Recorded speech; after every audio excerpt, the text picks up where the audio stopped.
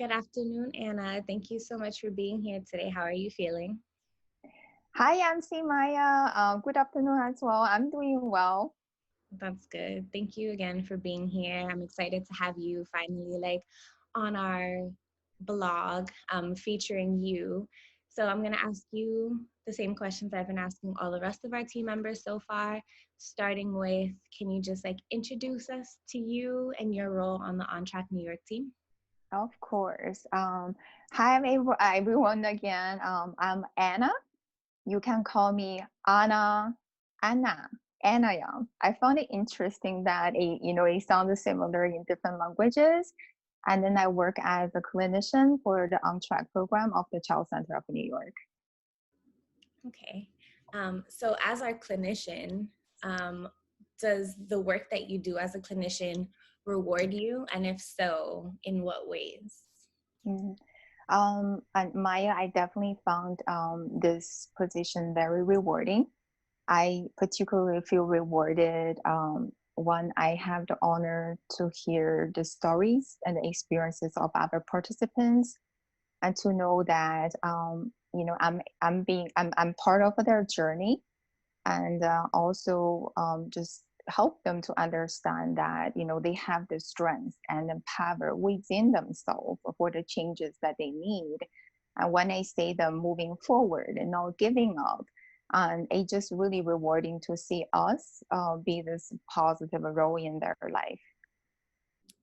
I love that. And I'm really happy to hear that. I know just from talking to some of the participants, I know that they like your group of clients that you service definitely find working with you also very rewarding, and they also feel like you're just a great clinician. And so I just wanted to share that with you because I personally think you do awesome work. We co-facilitate group together, but also our clients and participants think that you're also awesome. So I'm glad that you feel the rewarding role of that as well. Thank you. It's very encouraging to hear. Of course. So can you tell us a little bit about what inspired you to get into this line of work? This line of work, so I volunteered at many places when I was younger. Food banks, soup kitchen, orphanages, and street ministry to pray for the homeless. And I realized that I feel rewarding, and I'm happy when I'm able to help people, and then understand that this we're able to help people and able to see the changes. But I didn't make my decision to become a social worker until I work as an adoption aid representative. I work with the most beautiful kids. But sometimes it's just heartbreaking to say that they were called orphans, they were called not wanted, they were called abandoned.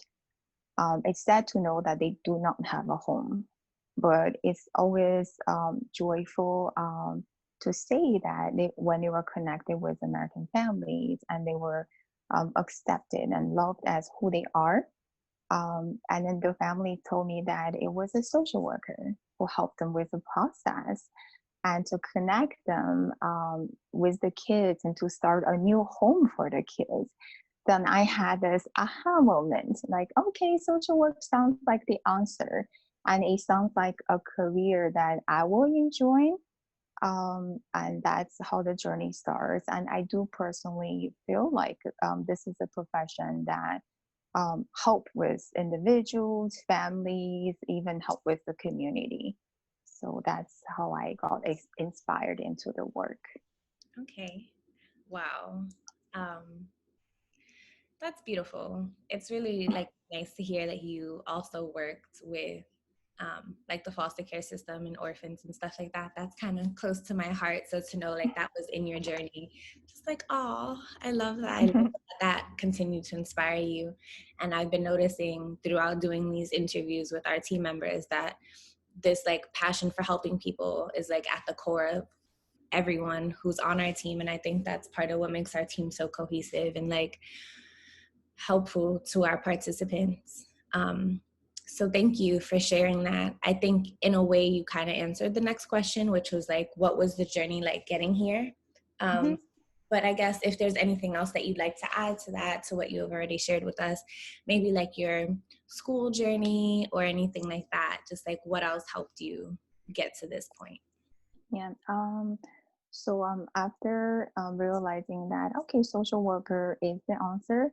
So it was not a very well known or how do I say, like a popular position in China. So I pursued the school in here, and luckily I got in here. And then after that, I led a managed long term care program for a Chinese nonprofit agency. Work with the seniors and their loved ones, and then I had this. I was blessed to work for a part-time social worker with the Child Center for New York. For it's about 2.5 years ago, and this full-time position opened for the on-track team. I was luckily was able to work for the program and work for this team. That's so cool. I love that. Thank you for sharing your journey with us. So our next question is, what have your experiences with mental health in your own personal life look like? And of course, this is up to you to share what you want at your discretion. It can be, what has your own personal mental health journey look like? Or, how have you dealt with your own mental health? Or have you experienced mental health challenges or struggles and triumphs within your family, with friends, with coworkers, stuff like that, whatever you want to share with us. Okay. Um, so mental health was not too openly discussed in my home and in my country as I growing up, and it's something people avoid to talk about. But talking about some personal experiences, when I think about my grandma, I think my grandma is one of the most positive people I ever met. She is so warm, she's so friendly, outgoing, and very influential. Wherever she is, that you hear this laughter. And I had a good memories of her carrying me on her back, sing and then dance. I just love her that much. Um, but then I do recall this moment of her sitting there on her own. Looks like a totally different person. She struggles with chronic illnesses, like with sleep problem for years and years. She had a serious loss. She actually lost one of her child, and she's been carrying those trauma within her life. I didn't know back then. I was young. I didn't know that someone who's so happy could also experience mental health challenges.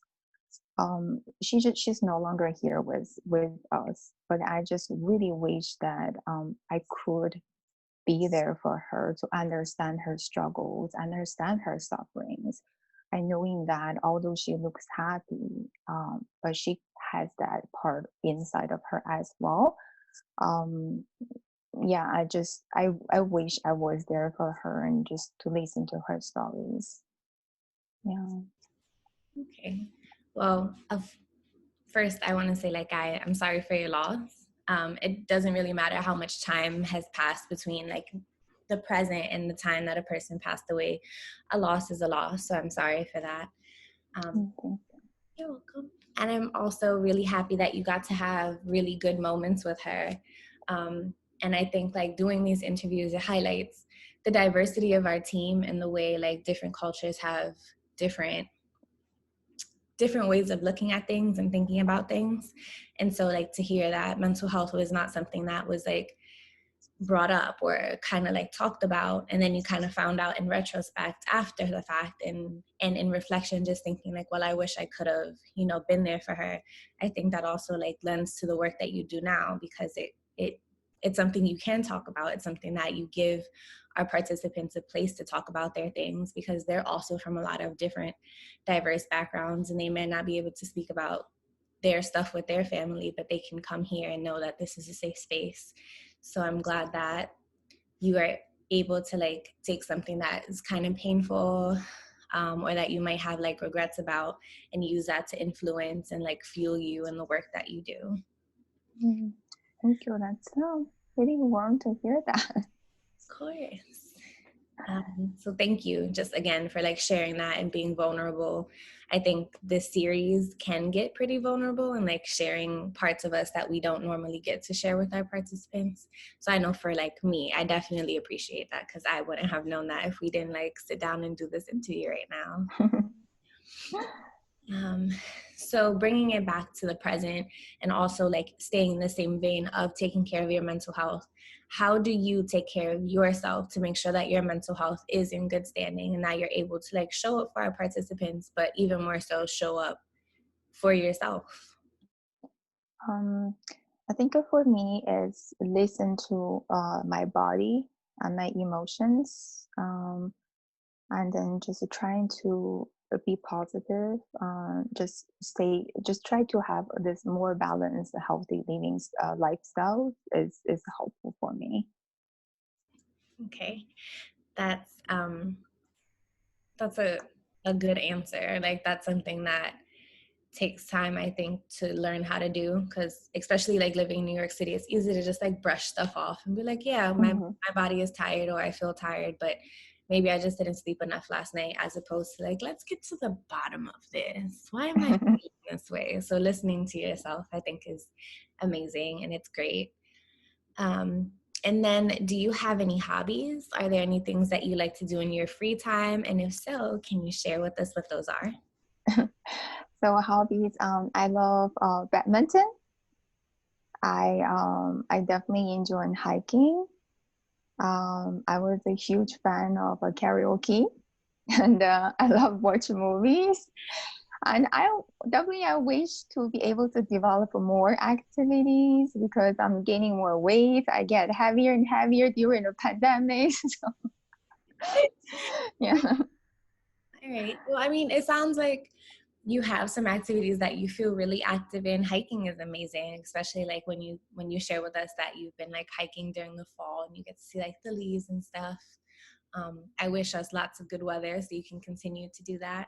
I also like badminton, so like hopefully we get to play against each other one day. It's like one of the games. Let's on a team, equally on a team. That would be cool. Um, and I also feel you on like the quarantine 15. I feel like I've also gained a lot of weight. But like you just got to move at your own pace and pick up those hobbies in your own time. So good luck with that.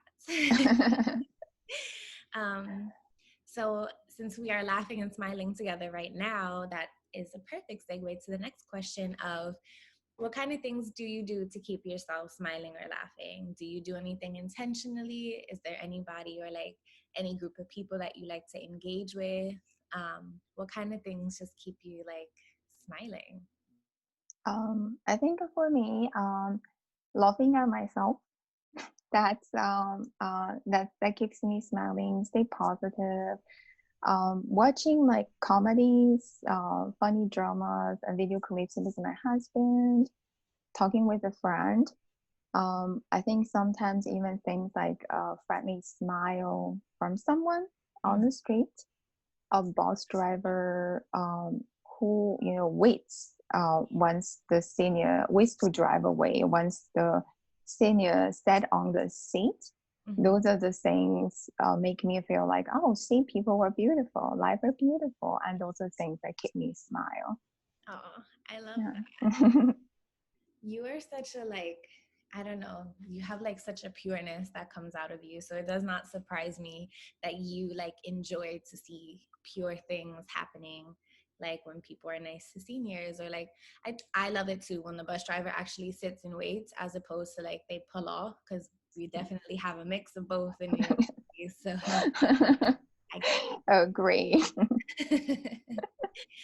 um, and so the next question might be a little bit harder to answer, but it comes from a place of like just wanting to be mindful of and grateful for whatever we can be grateful for. So, if you can think of one happy memory that you will take from 2020 into the future, what do you think it would be? Like I definitely think 2020 is a hard time for a lot of us. Um, but I also say this warmth of people helping each other. supporting each other. And then I see people's strengths, their resilience, not giving up, and restoring hope. I think those are the things definitely that I will carry into the next year. Okay. Yeah, no, I agree. Those are definitely things that we should think about to take with us into the future. Um, and to just kind of like be grateful for. It's like Mhm. not ignoring the bad, but doing our best to kind of like quiet out the bad and focus in on what good we can take with us. So I appreciate your answer. Mm, And I appreciate, again, like your vulnerability, your honesty, you being here today and giving me and the participants your time by answering all of these questions. I appreciate you so, so much. Thank you. You're the best host, the best MC. Oh, thank you.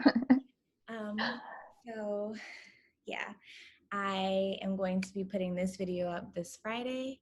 And from me and our participants, just once again, thank you, Anna. And I will talk to you soon. Talk to you then. Thank you again. And then it's good to be here.